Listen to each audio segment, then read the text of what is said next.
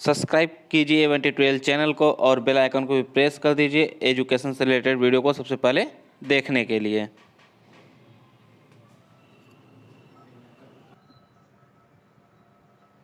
Hello दोस्तों, मैं हूं अरविंद। आप सभी लोग का स्वागत करता हूं अपने यूट्यूब के एजुकेशनल चैनल पर जिसका नाम है इवेंट ट्वेल्व। दोस्तों, आज हम बात करने वाले हैं क्लास 11th केमिस्ट्री का सेकंड चैप्टर जिसका नाम है परमाणु संरचना, स्ट्रक्चर ऑफ एटम। दोस्तों, आज बात करने वाले हैं स्ट्रक्चर ऑफ एटम की। तो जैसा कि चैप्टर का नाम है परमाणु की संरचना, तो स्टार्ट करते हैं परमाणु से ही। लेकिन वीडियो स्टार्ट करने से पहले यदि आप हमारे चैनल पर नए हैं तो चैनल को लाइक कर दीजिए, सब्सक्राइब कर दीजिए और बेल आइकन को दबाना ना भूलें, जिससे कि हमारे आगे आने वीडियो का नोटिफिकेशन आप तक पहुंचता रहे। आइए वीडियो शुरू करते हैं।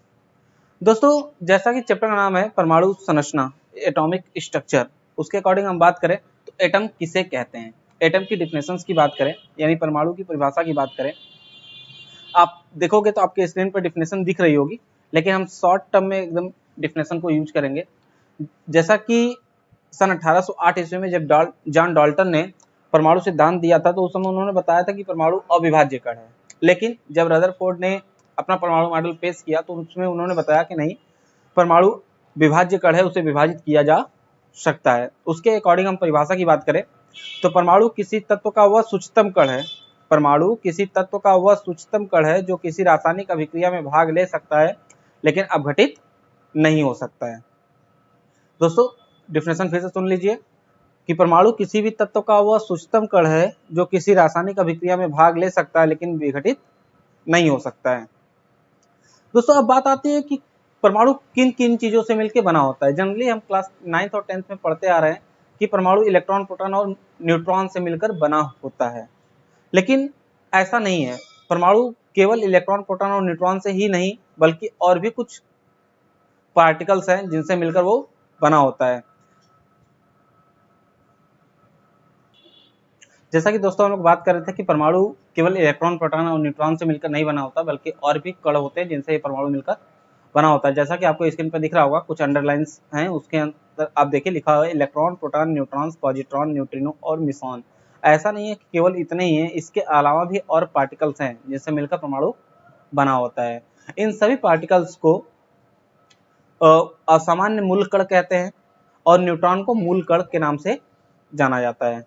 तो दोस्तों, अब बात आती है कि इलेक्ट्रॉन, प्रोटॉन और न्यूट्रॉन मेन पार्टिकल्स के नाम के रूप में जाने जाते हैं परमाणु के। तो आइए बात करते हैं कि इलेक्ट्रॉन क्या है और इलेक्ट्रॉन।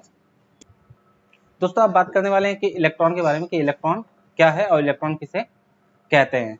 तो जैसा कि आपको स्क्रीन पे दिख रहा होगा कि इलेक्ट्रॉन टॉपिक है, तो इलेक्ट्रॉन सबसे पहले बात कर लेते हैं कि इलेक्ट्रॉन की खोज किसने की थी। इलेक्ट्रॉन की खोज थॉमसन नामक वैज्ञानिक ने सन 1897 ईस्वी में की थी, जो आपकी स्क्रीन पर दिख रहा होगा। यहाँ पे लिखा हुआ है, आप देखोगे तो यहाँ पे आपको दिख जाएगा ब्रैकेट में कि जे जे थॉमसन ने सन 1897 ईस्वी में इलेक्ट्रॉन की खोज की थी। वैसे ही बात करें तो अब इन इलेक्ट्रॉन्स को, यानी जितने भी पार्टिकल्स होते हैं एटम के, उन सभी को हम कैथोड, या फिर सीधे सीधे आप कह सकते हो कि इलेक्ट्रॉन को हम कैथोड रे कहते हैं। अब बात आती है कैथोड रे कहते हैं, तो कैथोड रे की खोज किसने की। तो आपको यहाँ पे स्क्रीन पे ही दिख जाएगा कि कैथोड किरणों की खोज विलियम क्रूक्स और जे जे थॉमसन नामक दो वैज्ञानिकों ने की थी 1880 ईस्वी में। ठीक है, आपको बात समझ में आ रही होगी। ठीक, अब बात करते हैं कि इलेक्ट्रॉन को यदि हम कैथोड रे कहते हैं तो कैथोड रे की क्या क्या प्रॉपर्टी होती है उसको डिस्कस करते हैं। तो आइए देखते हैं। जैसा कि आपको स्क्रीन पे दिख रहा होगा कि कैथोड रे की गुण, कैथोड किरणों के गुण यहाँ पे लिखा हुआ है। तो हेडिंग वाइज देखते हैं, जिसमें फर्स्ट हेडिंग लिखा हुआ है कैथोड किरणें सरल रेखा में गति करती हैं। कैथोड किरणें सरल रेखा में गति करती हैं। और आप यहाँ पे देखोगे तो सरल रेखा का मतलब क्या है, जैसे कि कोई पार्टिकल यदि स्ट्रेट लाइन में मोशन करता है, तो स्ट्रेट लाइन में मोशन करने का मतलब कि उनके बीच का जो बॉन्ड एंगल होगा वो कितना होगा, 180 डिग्री। मतलब कि कोई भी रे यदि एक स्ट्रेट लाइन में मोशन कर रहा है तो उस समय उसका जो एंगल होगा वो 180 डिग्री होगा। कैथोड किरणें यांत्रिक प्रभाव उत्पन्न करती हैं। कैथोड किरणें ऋणावेशित कणों से बनी होती हैं। जाहिर सी बात है, जहां तक सबको पता है कि आप क्लास 9th और 10th में इलेक्ट्रॉन्स के बारे में पढ़ते हैं, एक तरीके से कहें तो कैथोड किरणों को हम इलेक्ट्रॉन, जिसे हम कैथोड किरणें कहते हैं, वो के नाम से ही जानते हैं। और ये कैथोड बना होता है, किरणें जो होती है मतलब कि जिन्हें हम प्रकाश की चाल से गति, एक तरीके से कहें तो इलेक्ट्रॉन के नाम से प्रकाश की चाल, जैसा कि आपके स्क्रीन पर दिख रहा होगा। तो आप या तो इस तरीके से इसकी वेलोसिटी को कंसीडर करिए, या तो फिर जैसा कि आपको यहाँ पे दिख रहा है कि इसकी जो वैल्यू है ये इस तरीके से इसकी वैल्यू को कंसीडर करिए, या तो फिर आप जानते हो कि velocity of light in vacuum, निर्वात में प्रकाश की चाल कितनी होती है। तो निर्वात में प्रकाश की चाल 3 × 10⁸ मीटर पर सेकेंड होती है। ठीक, तो आप मतलब कि कैथोड रे की जो वेलोसिटी है, वेलोसिटी इन लाइट मतलब प्रकाश की चाल से गति करती हैं, तो वो 10⁻⁹ से 10⁻11 सेंटीमीटर पर सेकेंड के बीच होती है, यानी उनकी वेलोसिटी है ये। ठीक, आई होप आप कैथोड किरणों की प्रॉपर्टी को समझ गए होंगे। तो आइए नेक्स्ट टॉपिक बात करते हैं। जैसा कि हम कैथोड किरणों की प्रॉपर्टी की बात कर रहे थे, तो उसी ऑर्डर में यदि आगे बढ़े तो उसी ऑर्डर का सेकंड टॉपिक देखें। जैसा कि आपको स्क्रीन पे दिख रहा होगा कि कैथोड किरण प्रतिदीप्ति उत्पन्न करती है। मतलब क्या है, कैथोड रे जो है वो लाइट उत्पन्न करती हैं। जैसा कि आपको यहाँ पे ये टॉपिक नंबर 5 आपको दिख रहा होगा। कैथोड किरणें क्या करती हैं, लाइट उत्पन्न करती है, प्रतिदीप्ति उत्पन्न करती हैं। और भी बहुत सारी प्रॉपर्टी हैं कि ये धातु की पतली पन्नी से गुजर जाती हैं। ठीक है, जो मेन प्रॉपर्टी है हम उसकी बात कर लेते हैं। आपको पता होगा कि यदि कोई पार्टिकल है तो उस पार्टिकल का मास भी होता है। ठीक है, और हर एक पार्टिकल का मास जो होता है वो कुछ ना कुछ नियत होता है। जैसा कि आपके पास कोई ऑब्जेक्ट होगा तो उस ऑब्जेक्ट का जो मास होगा या तो 5 ग्राम होगा, 10 ग्राम होगा, या 1 kg होगा, 2 kg होगा, 3 kg होगा, वो एक कांस्टेंट वैल्यू होती है। ऐसा नहीं है कि पता चला कि अभी वो 5 kg है, फिर 1 घंटे 2 घंटे बाद वो 2.5 kg हो गया, ऐसा नहीं होता है।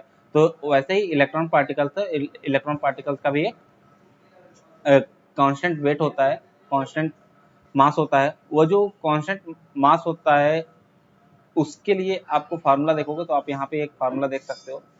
इस फार्मूले से आप इसके मास की वैल्यू को फाइंड आउट कर सकते हो। ठीक है, लेकिन ऐसे जनरली जो वैल्यू होती है वो होती है mass of electron 9.1 × 10⁻31 kg, 9.1 × 10⁻31 kg। I hope आपको बात समझ में आ रही होगी। जैसा कि हम लोग मास ऑफ इलेक्ट्रॉन की बात कर रहे थे, उसके अकॉर्डिंग हम बात करें तो मास ऑफ इलेक्ट्रॉन को हम इस फार्मूले से फाइंड आउट कर सकते हैं। ठीक है, और जहाँ पर u जो है इलेक्ट्रॉन का वेग है, वेलोसिटी ऑफ इलेक्ट्रॉन्स है, c क्या है, वेलोसिटी ऑफ लाइट है इन वैक्यूम। जब u और c इक्वल हो जाएंगे तो उस कंडीशन में 1 - 1 यानी कि u और v दोनों इक्वल हो जाए तो u/v यानी 1/1 = 1 आएगा, और 1 - 1 = 0। और किसी भी नंबर से यदि 0 को डिवाइड करते तो इन्फिनिट की ओर टेंड कर जाएगा, जैसा कि आपको यहाँ पे लिखा हुआ दिख रहा होगा। ठीक है, तो आइए नेक्स्ट टॉपिक बात करते हैं। जैसा कि बात हम लोग कर रहे थे कि जो पार्टिकल्स हैं वो क्या है, इलेक्ट्रॉन, प्रोटॉन और न्यूट्रॉन। तो हमने इलेक्ट्रॉन की बात कर ली। नेक्स्ट टॉपिक बात करते हैं प्रोटॉन की, कि प्रोटॉन क्या है। ठीक है, सबसे पहले बात कर लेते हैं कि प्रोटॉन की खोज किसने की। तो जैसा कि आपको यहाँ पे दिख रहा होगा कि प्रोटॉन की खोज गोल्डस्टीन ने की। किसने की, गोल्डस्टीन ने। ठीक है, और प्रोटॉन की खोज सन 1900 गोल्डस्टीन ने की, लेकिन ये बात होने के लिए 1911 में चल रही थी। लेकिन मेनली जो प्रोटॉन के खोजकर्ता माने जाते हैं वह रदरफोर्ड को माना जाता है। ठीक है, रदरफोर्ड को माना जाता है 1919 ईस्वी में। ठीक है, ये पुरानी बातें हैं। गोल्डस्टीन ने इसकी संकल्पना दी थी कि प्रोटॉन इस तरीके के पार्टिकल्स होते हैं जो धनावेशित कण होते हैं। ठीक है, लेकिन ठीक, जैसा कि आप इस बात को भी समझ गए होंगे, रदरफोर्ड नामक वैज्ञानिक ने 1919 ईस्वी में रदरफोर्ड नामक वैज्ञानिक ने इलेक्ट्रॉन की खोज की थी। ठीक है, आई होप आपको इतनी बात समझ में आ गई होगी। तो आइए नेक्स्ट टॉपिक बात करते हैं। नेक्स्ट टॉपिक क्या है, एनोड किरणों के गुण। जैसे क्या क्या प्रॉपर्टी होती है। पहली प्रॉपर्टी की बात करें तो एनोड किरणें एक संरेखा में गति करती हैं। अब एनोड किरणें एक सरल रेखा में गति करती हैं, तो इसका मतलब ये है कि एनोड किरणें जब ट्रेवल करती है तो उनके बीच का जो कोण होगा वो कितना होगा, 180 डिग्री, जैसा कि यहाँ पे सीधा सीधा लिखा है कि सरल रेखा में गमन करती है। और दूसरी पॉइंट की बात करें तो एनोड किरणें द्रव्यमान कणों से बनी होती हैं। जाहिर सी बात है दोस्तों, जैसा कि हमें पता है कि कोई भी पार्टिकल यदि वो एग्जिस्ट कर रहा है एटमॉस्फेयर में तो उसका मास होगा। तो एनोड किरणों के भी द्रव्यमान होते हैं, और ये एनोड किरणें जो होती हैं वो धनावेशित होती हैं, क्योंकि सबको पता है कि प्रोटॉन जो होता है धनावेशित होता है। अब बात आती है कि एनोड प्रोटॉन का जो द्रव्यमान होता है वो 1.6 इंटू 10⁻⁻27 होता है। ठीक है, आपको ये बात। दोस्तों हमारा जो नेक्स्ट टॉपिक है वो ऐसे तो कोई मोस्ट इम्पॉर्टेंट नहीं है, बट फिर भी देख लेते हैं कि किस, जैसा कि हम लोग बात कर रहे थे इलेक्ट्रॉन, प्रोटॉन और न्यूट्रॉन के, तो ये तो मोस्ट इम्पॉर्टेंट है कि जान लेते हैं कि इलेक्ट्रॉन का चार्ज कितना होता है, प्रोटॉन पर चार्ज कितना होता है और न्यूट्रॉन पर भी चार्ज कितना होता है। ठीक है दोस्तों, जैसा कि हम लोग बात कर रहे थे इलेक्ट्रॉन, प्रोटॉन और न्यूट्रॉन के बारे में, तो आइए देखते हैं कि इलेक्ट्रॉन, प्रोटॉन और न्यूट्रॉन का द्रव्यमान, आवेश और उसकी वैल्यू, मतलब कि घनत्व, विशिष्ट आवेश, ये सारी वैल्यू जो होती है वह कंपेरिजन करते हैं कि क्या क्या डिफरेंस है। ठीक है, तो आइए शुरू करते हैं। दोस्तों जैसा कि आपको आपके इस स्क्रीन पर दिख रहा होगा, एक चार्ट टेबल बना हुआ है जिसमें नियतांक के नाम, इकाई, इलेक्ट्रॉन, प्रोटॉन और न्यूट्रॉन दिए गए हैं और उन सबकी वैल्यू भी दी गई है। दोस्तों उसमें एएमयू में दिया हुआ है, केजी में दिया हुआ है और सापेक्षिक द्रव्यमान दिया हुआ है। तो हम आपको एक सलाह देंगे कि आप हमेशा इसकी जो वैल्यू हो केजी में ही यूज करें, क्योंकि मैक्सिमम टाइम में ये केजी में, मतलब कि आपके न्यूमेरिकल जो भी आएंगे, जो भी न्यूमेरिकल क्वेश्चंस आएंगे इस चैप्टर से रिलेटेड या फिर अदर चैप्टर से रिलेटेड, वो सारे क्वेश्चन जो होंगे वो आपको जो भी वैल्यू मतलब कि ये सारी वैल्यू, जैसे कि आपको जो भी क्वेश्चन मिलेगा या तो वो एमकेएस सिस्टम में होगा या तो सीजीएस सिस्टम में होगा। तो यदि एमकेएस सिस्टम में भी वैल्यू होगी तो आपको केजी में पुटअप करना पड़ेगा, और सीजीएस सिस्टम होगी तो आप केजी को ग्राम में कन्वर्ट करके आप अपने क्वेश्चन को सॉल्व कर सकते हो। इसलिए मैं हमेशा रेफरेंस दूंगा कि आप हमेशा अपने क्वेश्चन, मतलब कि क्वेश्चन को सॉल्व करने के लिए आप हमेशा एमकेएस सिस्टम यूज करें या सीजीएस सिस्टम यूज करें। ये नहीं कि मिक्स करके यूज कर ले, कभी कोई वैल्यू एमकेएस सिस्टम में हो, कोई वैल्यू सीजीएस सिस्टम में, ऐसा मत करिएगा। आपके सारे वैल्यू कोई एक ही सिस्टम में होनी चाहिए, या तो एमकेएस हो या तो सीजीएस हो। ठीक है, तो मैं आपको यहाँ पे रेफरेंस दूंगा कि आप यहाँ पे जो भी वैल्यू यूज करो, यानी कि इलेक्ट्रॉन का द्रव्यमान 9.109 इंटू 10⁻31 kg, ये जो आपको दिख रहा है यहाँ पे, ये आपको दिख नहीं रहा होगा ये, लेकिन ये लिखा हुआ है 31। ठीक है, 31 माइनस में है, और यहाँ पर भी ये 1.6 यानी प्रोटॉन का जो मास है 1.673 इंटू 10 टू पावर, ये -27 लिखा हुआ है, आपको ये दिख नहीं रहा होगा। ठीक है, तो 27, और यहीं पे बात करें 1.675 इंटू 10 टू पावर, ये भी न्यूट्रॉन का जो मास होता है वो भी प्रोटॉन के मास के लगभग इक्वल होता है। तो सेम वैल्यू यहाँ पर भी इसकी होती है। अब नेक्स्ट बात करते हैं आवेश की। तो जैसा कि दोस्तों यहाँ पे हम बात करें तो जो आवेश है, किसी भी ऑब्जेक्ट, मतलब किसी भी पार्टिकल का जो चार्ज होगा वह 3 सिस्टम में आपको दिया गया है। दोस्तों जैसा कि हम लोग चार्ज की बात कर रहे थे, आवेश की बात कर रहे थे, तो यहाँ पर आवेश की यदि हम बात करें तो यहाँ पर भी, जैसे कि आपने अभी मास की बात की, तो मास में हमने रेफरेंस किया कि आप हमेशा केजी में वैल्यू यूज करो। ठीक है, क्योंकि वो एमकेएस सिस्टम में न्यूमेरिकल सॉल्व करने में आपको आसानी होती है और मैक्सिमम टाइम में आपको उसी पैटर्न पे न्यूमेरिकल मिलते हैं। और यहीं पे यदि हम चार्ज की बात करें, चार्ज में आपके पास भी यहाँ पे 3 ऑप्शन आते हैं, लेकिन फिर भी मैं यहाँ आपसे यही कहूँगा कि आप यहाँ पर भी केवल कूलाम वाले वैल्यू को यूज करें, क्योंकि मैक्सिमम टाइम में ये कूलाम जो होता है एमकेएस सिस्टम में होता है, और मैक्सिमम क्या, ऑलवेज 99.99 टाइम में टाइम में आपको यही वैल्यू यूज करनी पड़ती है। ठीक है, क्योंकि इससे एमकेएस सिस्टम में होगा और एमकेएस सिस्टम में यही वैल्यू यूज होती है। और सब लोग जानते हैं कि इलेक्ट्रॉन प्लस चार्ज होता है, सॉरी इलेक्ट्रॉन नेगेटिव होता है और प्रोटॉन पॉजिटिव होता है और न्यूट्रॉन शून्य होता है। ठीक है, आई होप आपको बात समझ में आ गई होगी। तो आइए नेक्स्ट टॉपिक बात करते हैं। अगला टॉपिक जो हमारा है वो विशिष्ट आवेश है, और विशिष्ट आवेश में यहाँ पर E/m की बात करते हैं। E मतलब क्या है? E/m की बात करें तो E/m के कंसिडरिंग यदि इलेक्ट्रॉन की वैल्यू जो होती है विशिष्ट चार्ज का यानी स्पेसिफिक चार्ज का वो 1.76 इंटू 10⁴ होता है, और प्रोटॉन का जो होता है वो 9.58 इंटू 10⁴ होता है, और न्यूट्रॉन का 0 होता है।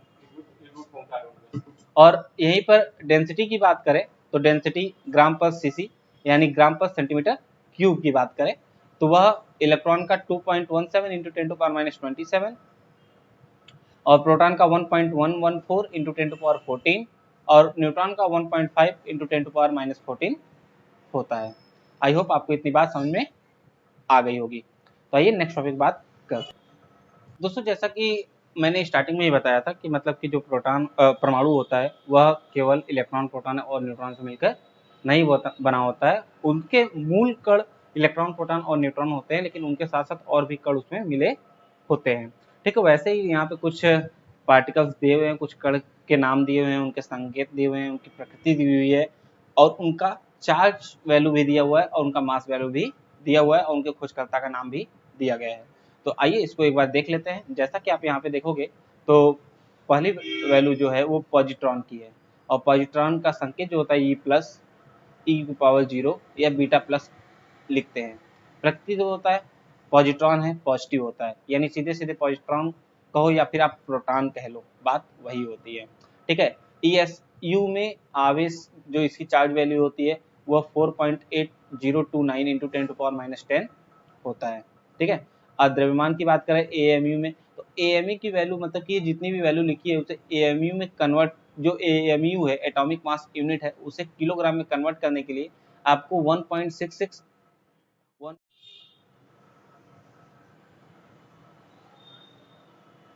दोस्तों कि जैसा कि हम लोग यहाँ बात कर रहे थे कि जो पार्टिकल्स हैं उसमें द्रव्यमान AMU की बात करें तो यदि AMU में दिया हुआ है एटॉमिक मास यूनिट में दिया हुआ है तो उसे किलोग्राम में कैसे कन्वर्ट कर सकते हैं। तो उसके लिए आपको कोई परेशानी की बात नहीं है, उसे आप कन्वर्ट करने के लिए एक सिंपल सा मेथड है कि आप जो वैल्यू आपको AMU में दी हुई है उस AMU को आप 1.66 इंटू 10⁻27 से मल्टीप्लाई कर दीजिए और जो वैल्यू आएगी वही आपका एक्चुअल मास होगा। ठीक है, किलोग्राम में।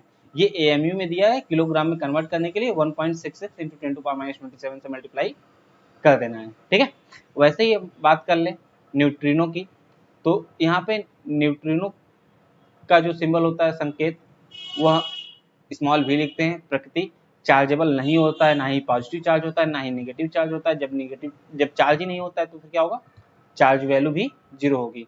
हाँ, ये जो मास वैल्यू होती है वो 0.00002 से भी थोड़ी सी ज़्यादा होती है, तो उसे AMU से किलोग्राम में कन्वर्ट करने के लिए आप वही काम करो कि ये जो वैल्यू दी हुई है इस वैल्यू से आप उसे मल्टीप्लाई कर लेना। ठीक है, और फिर एंटी प्रोटॉन की बात करें तो एंटी प्रोटॉन यानी प्रोटॉन का अपोजिट। अब प्रोटॉन का अपोजिट है तो जाहिर सी बात है जो उसका सिंबल होगा उसका जस्ट अपोजिट सिंबल होगा। तो जस्ट जैसा कि वहाँ पे हम P लिखते हैं तो यहाँ पे P- लिख दिया, क्योंकि पॉजिटिव को दिखाने के लिए कोई सिंबल की रिक्वायरमेंट नहीं होती है, और वो पॉजिटिव होता है तो इसका अपोजिट है तो निगेटिव होगा।